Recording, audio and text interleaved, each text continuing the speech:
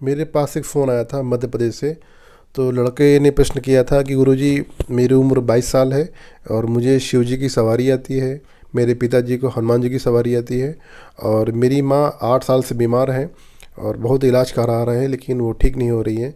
तो मुझसे उन्होंने प्रश्न किया, तो मैंने उनसे ये कहा कि आपके शरीर में जो भी देवी देवता आते हैं उनसे आप पूछा लीजिए कि कैसे मेरी माँ ठीक होगी, या उसके पीछे कोई नकारात्मक शक्ति है जिसकी वजह से आपकी माँ की तबीयत ख़राब है, या कोई बीमारी है। तो शक्ति होगी स्वयं बता देगी। तो मित्रों, आज के वीडियो में मैं आपको बताऊंगा कि सवारी आती है या शक्ति आती है शरीर पर, लेकिन आपके काम नहीं बनते हैं। वो आपका काम नहीं होता। आप जैसा आप पूजा तो बहुत करते हैं लेकिन आपकी स्थिति वैसी वैसी बनी हुई है, यानी कि आपकी जो समस्याएं हैं उन समस्याओं में कमी नहीं हो रही है और आपके काम नहीं बन रहे हैं। तो इसके पीछे क्या क्या कारण होते हैं, इस कारण के बारे में हम लोग आज बात करेंगे। तो सबसे पहला कारण होता है कि शक्ति का शरीर पे आना। तो मित्रों, शक्ति जब हम कोई साधना करते हैं या कोई पूजा करते हैं तो क्या होता है कि उससे आकर्षित होकर सकारात्मक शक्ति और नकारात्मक शक्ति दोनों आ सकती हैं, और इसकी पुष्टि साधा कर सकता है या कोई भगत कर सकता है, या किसी चौकी में उसका परीक्षण हो सकता है कि वो सकारात्मक शक्ति है या नकारात्मक शक्ति है, क्योंकि शक्ति का परीक्षण आप स्वयं नहीं कर सकते हैं। और दूसरी बात है कि शक्ति जब तक वचन नहीं देगी तब तक आपका कोई भी काम नहीं होगा। तो शक्ति जब जैसे मान लीजिए आप भक्ति करते हैं, सेवा करते हैं, उस सेवा से प्रसन्न होकर शक्ति शरीर में आती है, जाती है, आती है, जाती है। जब तक शक्ति को वचन में बांधा नहीं जाएगा तब तक वो कार्य नहीं करेगी। तो मित्रों, शक्ति से वचन लेना अनिवार्य होता है। तो शक्ति से वचन भगत लेता है, जो भी भगत होता है वो शक्ति से वचन लेता है। तब उसके बाद जो शक्ति वचन देगी उसी के अनुसार वो काम करेगी। मित्रों, अगला कारण है गुरु धारण न करना। मित्रों, बहुत सारे लोग जो है पूजा पाठ करते हैं और जो है उनके ऊपर सवारी भी आती है।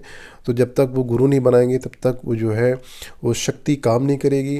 और जैसे कि क्या होता है कि शरीर में शक्ति आती है तो उस वेग को आप स्वयं नहीं संभाल सकते हैं। कभी कभी क्या होता है कि आप भजन सुनते हैं या कोई आप चालीसा, हनुमान जी का चालीसा पढ़ते हैं या माता की आरती सुनते हैं, तो सार्वजनिक स्थानों पर खेलने का मन करता है, कुछ लोग तो खेलने भी लगते हैं। तो ये शक्ति का वेग है, इसकी वजह से ऐसा होता है। और जो जो लोग देखते हैं आपको तो वो समझते हैं कि ये तो पागल हो गए हैं, आपका उपहास भी उड़ाया जाता है, आपको मजाक उड़ाया जाता है।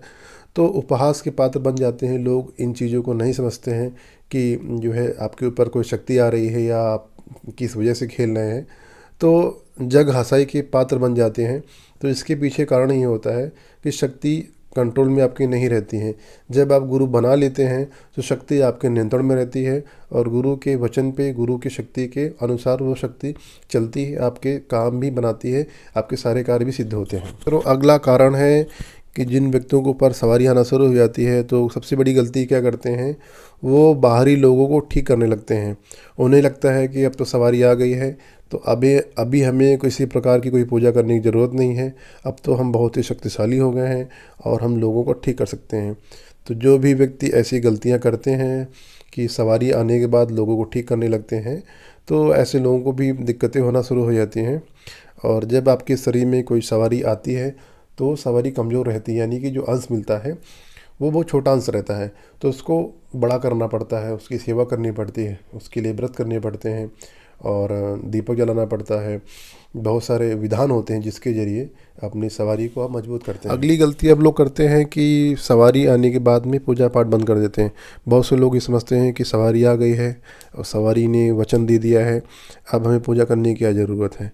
तो मित्रों, ऐसा बिल्कुल नहीं है। और सवारी आने के बाद भी आपको नियमित तौर पे पूजा करनी होती है और मंत्र जप करना रहता है, हवन करना रहता है, ताकि आपका जो अंश प्राप्त हुआ है उसकी ऊर्जा बढ़ा सकें। जैसे मान लीजिए कि आप मोबाइल है, मोबाइल को चार्ज नहीं करेंगे, उसको यूज़ नहीं कर पाएंगे। उस तरह शक्ति को जब तक आप उसको जागृत नहीं करेंगे, उसको रिचार्ज नहीं करेंगे, उसको यूज़ कैसे करेंगे। तो ज़्यादा से ज़्यादा पूजा पाठ करिए और अपनी शक्ति को बनाए रखिए। और अगला कारण हो सकता है कि बिना गुरु के आप चौकी लगाना। बहुत सारे लोग जो है सवारी आना शुरू हो जाती है और बिना गुरु की चौकी लगाना शुरू कर देते हैं। तो ऐसे लोगों को भी संकट फंस जाते हैं और उनकी खुद की समस्याएं तो दूर होती ही नहीं हैं और लोगों का भी कल्याण नहीं होता है। मित्रों, अगला कारण है कि अपने आप को श्रेष्ठ समझना।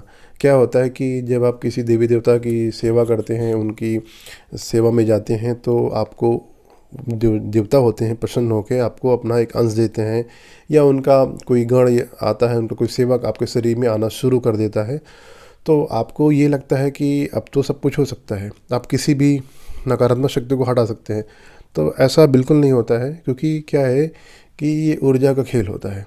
जिसके जो जितना शक्तिशाली होगा उतना ही अधिक काम होगा। ऐसा नहीं कि देव आ गए तो किसी भी बड़ी नकारात्मक शक्ति को हटा लेंगे। तो मित्रों, ये थी छोटी सी जानकारी कि सवारी आती है पर काम नहीं बनता है। और आशा करता हूँ वीडियो आपको पसंद आया होगा। वीडियो शेयर कर दीजिए। तो मिलते हैं नए वीडियो में। हर हर महादेव।